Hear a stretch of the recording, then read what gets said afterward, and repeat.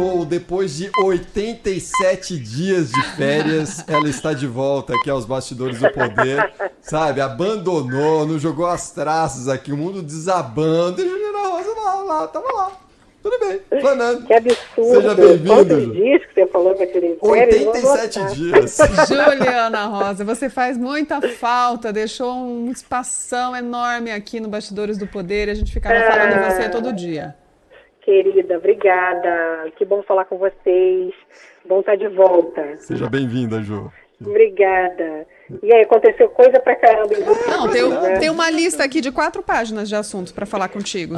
A gente tem assunto até o fim do ano para tratar de você, mas tudo bem. A gente pode começar com o tema de hoje, se você quiser.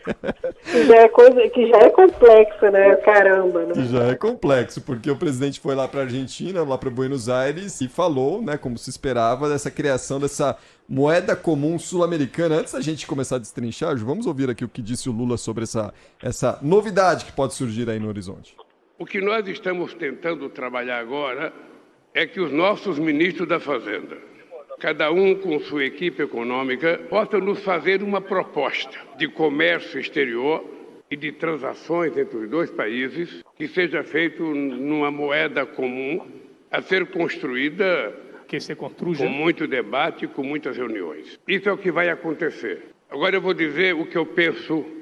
Se dependesse de mim, le voy a decir qué pienso. Si a dependiera de gente mí, teria tendríamos comércio exterior sempre nas moedas dos outros países, comercio exterior siempre con la moneda de los para que a otros gente países, não precise ficar dependendo do dólar. para que no estemos dependiendo del dólar. Por que não tentar criar uma moeda comum entre os países do Mercosul? ¿Por qué no Por intentar que crear não una moneda tentar común criar entre uma los países moeda del comum entre os Mercosur, países do BRICS? como se intentó hacer con los países del BRICS? E eu acho que com o tempo isso vai acontecer. Creo que eso va a suceder E eu acho que é necessário que aconteça. y creo que es necesario que suceda, Porque muitas vezes tem países que têm dificuldade de adquirir o dólar.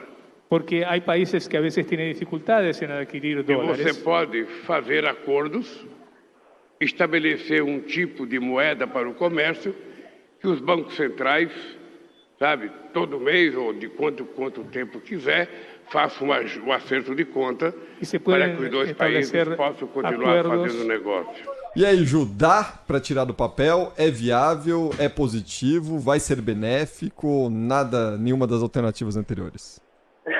Tem muita gente pensando que vai acabar o real, né? Uhum. Vai virar a moeda única, que nem tem na Europa, né? A moeda única europeia, o euro. Mas é bom primeiro a gente separar, né? Uma coisa é a moeda para uso comercial, em transações comerciais, que é o que eles querem, que é a chamada moeda comum, e uma moeda única, que é usada no dia a dia da população, como é o euro. Agora, Cris, o euro começou dessa forma, né? Já estava previsto no acordo da Europa que ia começar a moeda ser usada apenas para fins comerciais, para pagamento de transações comerciais entre os países, importação e exportação, e que ao longo do tempo avançaria para uso da população, né? Isso não está previsto, pelo menos por enquanto, né? Não significa que lá na frente não possa ter essa discussão, mas o que está se discutindo é que o Brasil e a Argentina tenham uma moeda comum apenas para transações comerciais. E por quê? Porque, como o Lula estava até explicando, a Argentina tem uma escassez de dólares. Eles não têm reservas, né, como a gente tem aqui no Brasil. Eles são uma economia que está em crise há anos.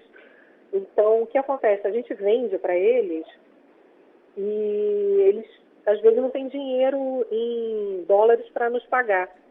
Então, o empresário brasileiro não quer receber em peso, porque o peso é muito desvalorizado, né? Perdeu 40% do valor em relação ao real no ano passado.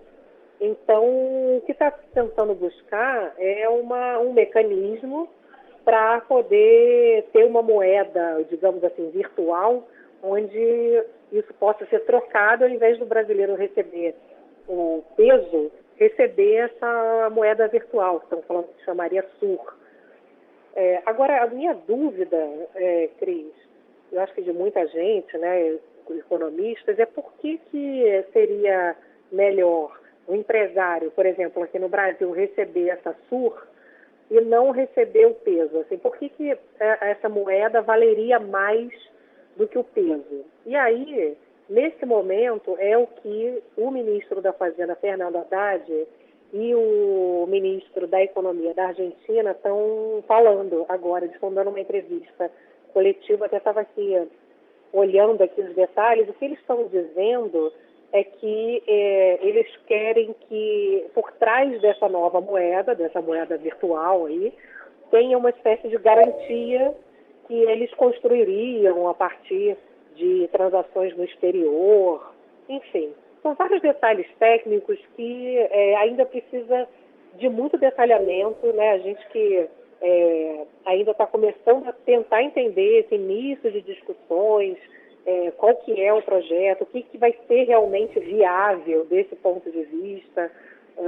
E não é uma coisa fácil, né? A gente está vendo que uma moeda reflete normalmente a sua credibilidade. Então, o que garantiria a credibilidade dessa nova moeda? Agora, pensar numa moeda comum, essa então está fora de cogitação, né? Porque uma moeda comum para países, você tem que ter pelo menos algumas premissas similares.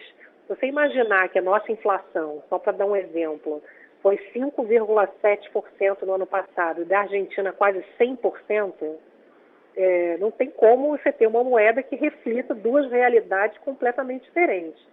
E para a gente seria um tiro no pé, né? Por que a gente vai se associar a um país que tem uma economia e uma moeda muito pior do que a nossa? Então, em termos comerciais, pode fazer sentido, porque o Brasil está tendo dificuldades de fazer trocas com a Argentina. A Argentina é um importante parceiro comercial, é o terceiro maior parceiro comercial individual, tirando blocos, né? China, Estados Unidos e terceiro lugar a Argentina, principalmente para produtos da indústria automotiva, principalmente, e peças automotivas, né? Não só veículos, mas peças também. E a gente realmente está perdendo o mercado para a China. Só que olha a confusão, e agora eles estão falando de crédito, porque a China fala para eles, olha, compra de mim que eu te dou crédito, eu ajudo você a pegar crédito e tal, qualquer problema eu garanto, né, essa operação. E aí o Lula falou agora há pouco, a gente pode voltar a usar o BNDES, o Banco Nacional de Desenvolvimento, né, aqui do Brasil, para poder estimular as exportações brasileiras e tal. Opa, aí todo mundo já começou também a ficar de orelha em pé, porque no passado é bom lembrar que o BNDES foi usado em várias operações que deram prejuízo e quem pagou fomos todos nós, né, com o dinheiro do Tesouro Nacional. Não parece que é isso que querem fazer, né, o tempo todo eles estão dizendo que a política atual vai ser diferente do passado e tal, mas se vê que é tão complexa ainda a situação, ou seja, se a parte comercial der certo, vai ser uma longa discussão, uma longa negociação, pode durar anos. Então, acho que no fundo, eu posso dizer, sei lá, que 95% dessas declarações e de toda essa viagem, né, que começou agora do Lula na Argentina, essa viagem internacional, ela é 95% política, para viabilizar ali a liderança novamente regional, que é importante, claro, né, para o Brasil se fortalecer do ponto de vista de negociações internacionais enquanto grupo. Agora, em termos técnicos, né, o desenvolvimento dessas ideias de moeda única e tal é muito mais complexo e nesse momento a gente tem muito mais pergunta do que resposta em relação a isso.